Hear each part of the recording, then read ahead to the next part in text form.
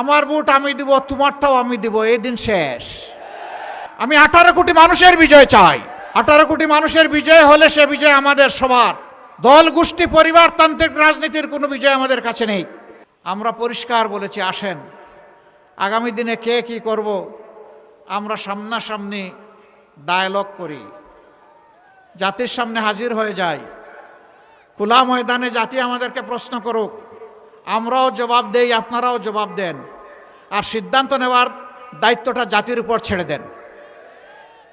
চলে বলে কৌশলে যে কোনোভাবে আমাকে জিততে হবে এই ধারণা থেকে বের হয়ে আসেন। ওই পুরানা স্লোগান থেকে বের হয়ে আসেন, আমার ভোট আমি দিব, তোমারটাও আমি দিব, এই দিন শেষ।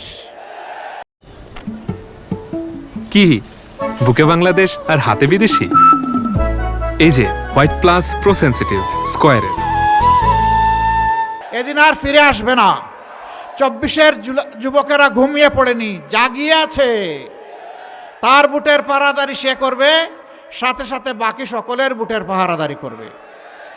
কোনো দুর্বৃত্ত এখন আর কারো বুটে হাত দিতে পারবে না ইনশাআল্লাহ। আমরা প্রশাসনকে বলবো, আপনারা দক্ষতা এবং নিরপেক্ষতার সাথে, সততা এবং সাহসিকতার সাথে আপনারা দায়িত্ব পালন করবেন নির্বাচনকে সামনে রেখে। জাতি আপনাদের জন্য দোয়া করবে, 18 কোটি মানুষ আপনাদের পাশে থাকবে। আপনারা মেহেরবানি করে কারো কোনো ডাইন বা কথা শুনবেন না। আমরা কারো কাছে কোনো আনুকূল্য চাই না, কিন্তু আমাদের কোনো ক্ষতি করতে আসলে আমরা কিন্তু ছেড়ে দেব না। তিনি যেই হন, আমার অধিকার আমাকে রক্ষা করতে হবে, এ লড়াই চলবে ইনশাআল্লাহ। এই আমার অধিকার মানে কি? আমি আপনাদেরকে সাক্ষ্য রেখে পরিষ্কার বলছি, আমার অধিকার মানে এই দেশে মুসলমান, হিন্দু, বৌদ্ধ, খ্রিস্টান 18 কোটি মানুষের অধিকার। আমরা জামাতে ইসলামীর দলীয় সরকার কায়েম করতে চাই না, জামাতে ইসলামীর বিজয় আমি চাই না। আপনারা বলবেন আশ্চর্য, আমরা তো সেই বিজয়ের জন্য মিছিল দিচ্ছি আর আপনি চান না, এটা কোন ধরনের কথা? হ্যাঁ, আমি চাই না, আমি 18 কোটি মানুষের বিজয় চাই। 18 কোটি মানুষের বিজয় হলে সে বিজয় আমাদের সবার। দল গোষ্ঠী পরিবারতান্ত্রিক রাজনীতির কোনো বিজয় আমাদের কাছে নেই। বার্তা আমাদের অত্যন্ত পরিষ্কার।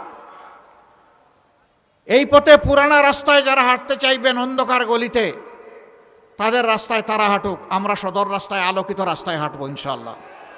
আর জাতি এই আলোকিত রাস্তায় হাঁটবে। জাতি কোন দিকে ইতিমধ্যে আলামত স্পষ্ট। যুব সমাজ সিদ্ধান্ত দিয়ে ফেলেছে, 5টা পাবলিক বিশ্ববিদ্যালয়ের নির্বাচনে বলে দিয়েছে আমরা ন্যায় ইনসাফের পক্ষে, আমরা আগামী নতুন বাংলাদেশের পক্ষে, আমরা যুবকদের 24-এর আকাঙ্ক্ষার পক্ষে। এর রায় তারা দিয়ে দিয়েছে।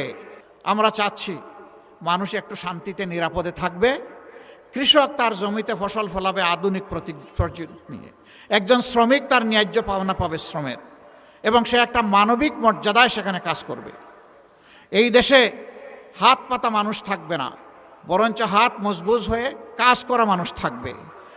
এরপরে যাদের হাত কাজ করতে পারবে না তাদের দায়িত্ব সরকার নেবে।